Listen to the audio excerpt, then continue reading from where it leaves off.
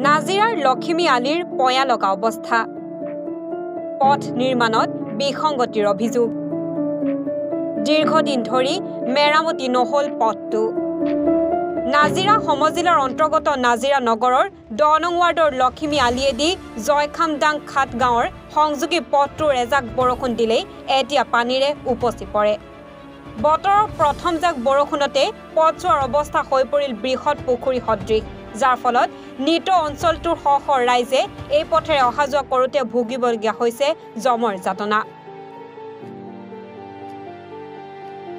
বিগত 3 বছৰ আগত মেৰামতি কৰিছিল যদিও ঠিকাদাৰৰ গাফিলতিৰ ফলত 2 বছৰ ভিতৰতে ঠায়ে ঠায়ে দ গাঁত হৈ পৰাত নিত অঞ্চলটোৰ ছাত্ৰ-ছাত্ৰীৰ লগতে পথটোৰে অহা যোৱা কৰাৰ ৰাইজে দুৰ্ঘটনাত পতিত হোৱাৰ লগতে পথত ৰৈ যোৱা গেলাপানীৰ ওপৰে অহা যোৱা কৰিবলগীয়া হয় সমগ্ৰ পৰিস্থিতি সন্দৰ্ভত অঞ্চলটোৰ সমূহ ৰাইজ একত্ৰিত হৈ এখন ৰাজহুৱা সভা অনুষ্ঠিত কৰি নাজিৰা সমজিলা আয়ুক্তৰ জৰিয়তে মুখ্যমন্ত্ৰীলৈ এখন স্মাৰক পত্ৰ প্ৰদান কৰিবলৈ সভাত প্ৰস্তাৱ গ্ৰহণ কৰে উল্লেখযোগ্য যে বিজেপি চৰকাৰে উন্নয়নৰ জয়ঢোল বজাই থকা অৱস্থাত নাজিৰা সমজিলা নগৰৰ 10 নং ৱাৰ্ডৰ পথটো কিয় অৱহেলাৰ পাত্ৰ হৈ আহিছে হেয়াহে অতি লক্ষণীয় বিষয় হৈ পৰিছে আজি আমাৰ নাজিৰা লখিমী আলি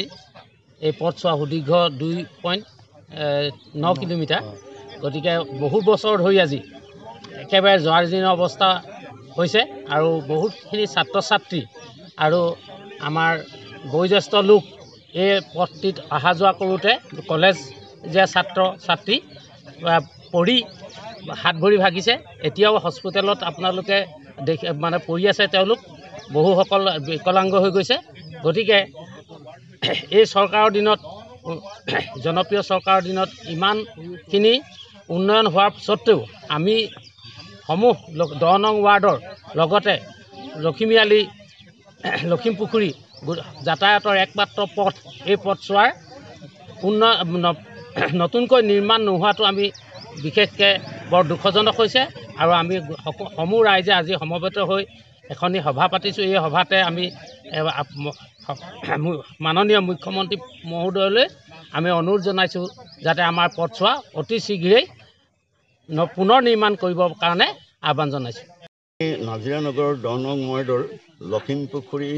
গাঁৱৰ সৈতে সমবেত ৰাইজৰ ৰাজহুৱা সভাত আজি অসমৰ মাননীয় মুখ্যমন্ত্ৰী ডাঙৰীয়াক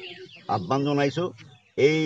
ঐতিহাসিক জয়খামদাং খাটক সংযোজিত কৰি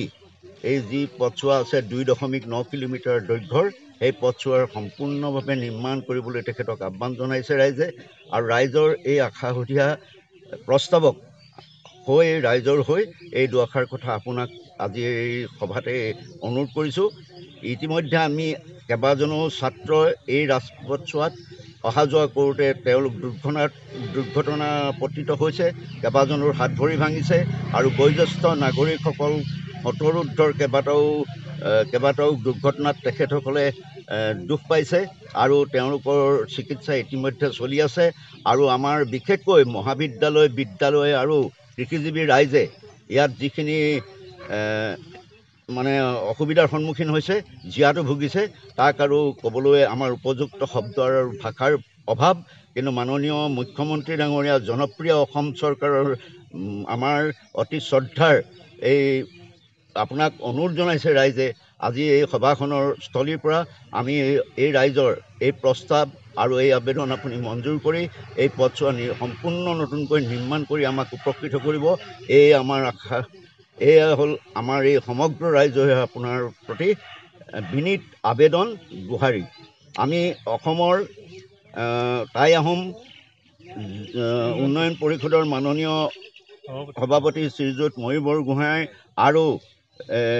আমাৰ স্থানীয় বিধায়কৰ যোগেদি এই আবেদন আপোনালৈ আগবঢ়াইছোঁ আপুনি নিশ্চয় ইয়াত সঁহাৰি জনাই আমাৰ এই ৰাইজক উপকৃত কৰিব বুলি আমি আশাৰে বাট চাই ৰ'লোঁ ধন্যবাদ নাজিৰাৰ পৰা জাকিৰ আখতাৰ হুছেইনৰ ৰিপৰ্ট এনি ভাৰত 24